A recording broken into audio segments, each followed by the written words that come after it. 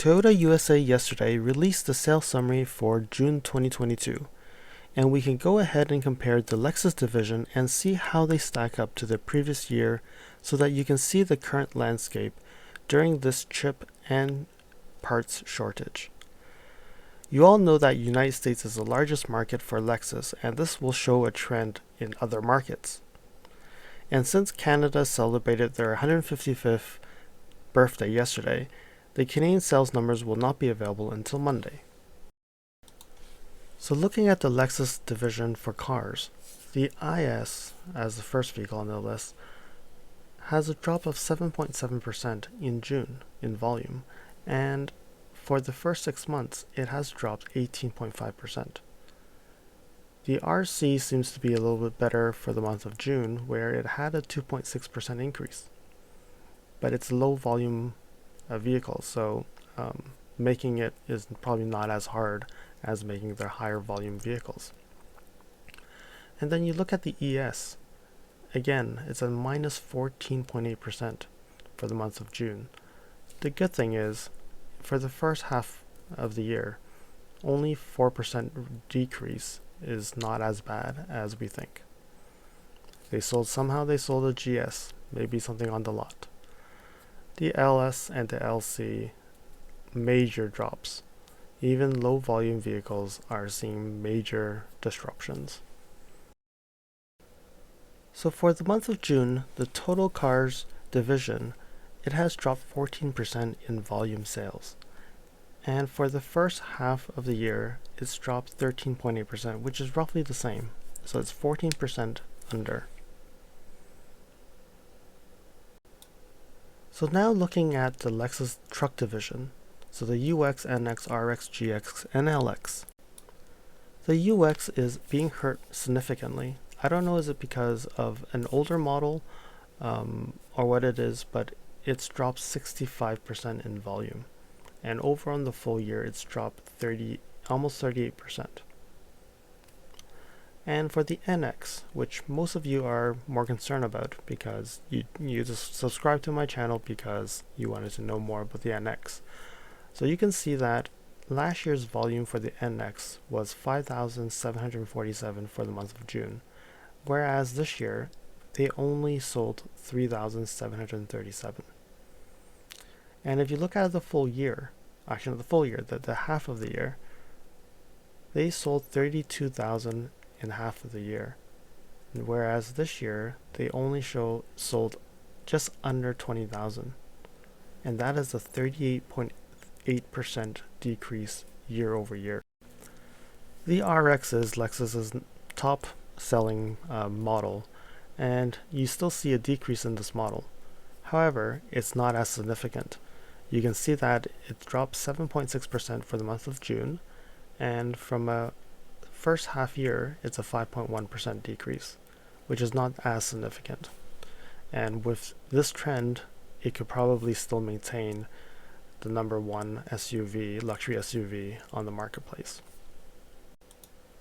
But we really don't know what the 2023 model will do to this, because they may be making less of the current RX so that they can prepare for the new RX coming out later this year. Now to the GX, which is using a lot of older technologies. You can see that there's an increase of 22.5% in sales for the month of June, but there's still a 9.4% decrease for the first half year. And for the brand new LX, it has increased 136.1%, which is great for the month of June. But overall, for the first half of the year, it's still minus 21.5%. With the LX numbers, it does show that there are some recovery happening. But for the top sellers, like the RX and the NX, it's still suffering significantly.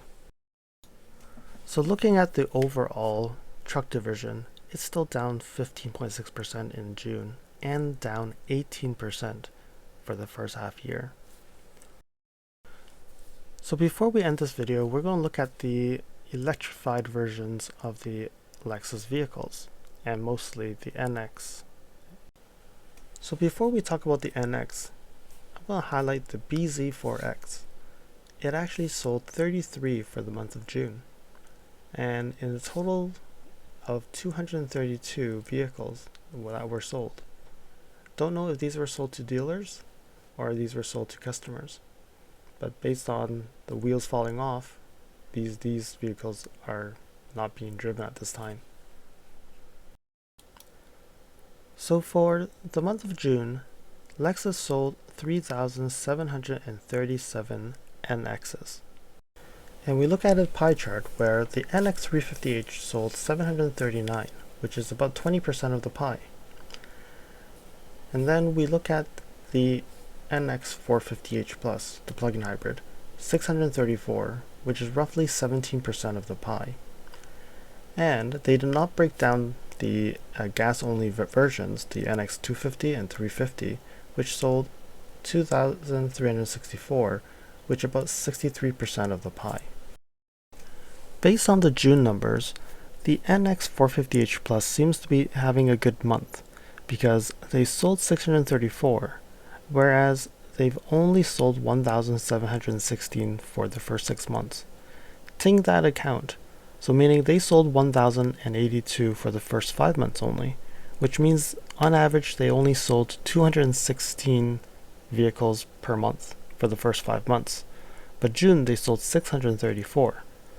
So there seems to be some increase in volume for the plug-in hybrid. And when you look at the 350H, the hybrid, you would notice that it's a little bit different. They sold 739 for June, and they sold 4,905 for the first 6 months. So when we did the same calculation, they sold 833 average per month for the first 5 months, and for June, they only sold 739. So that looks like a decrease. And as a reference, they sold over 1,600 in just the month of March. There seems to be more volume for the NX250 and the 350. I don't know, is it because some people have given up on the 350H and have gone and purchased the 350 because they actually made more of them. And the demand for the 350H should be the highest, but we haven't seen the volume that we're expecting. On the NX forums, there are people talking about that Cambridge is now running at full capacity, and they're also working overtime to actually build more NXs.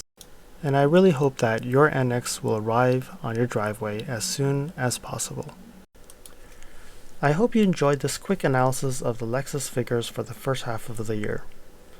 Let me know in the comments below if you would like to see more of these videos. And is there any more information you would like to hear about? I hope you enjoyed this video. Please remember to comment, like, share, and most importantly, subscribe. You can also press that bell icon to get alerted when new videos are out. Thanks for watching, and I'll see you again next time. Cheers.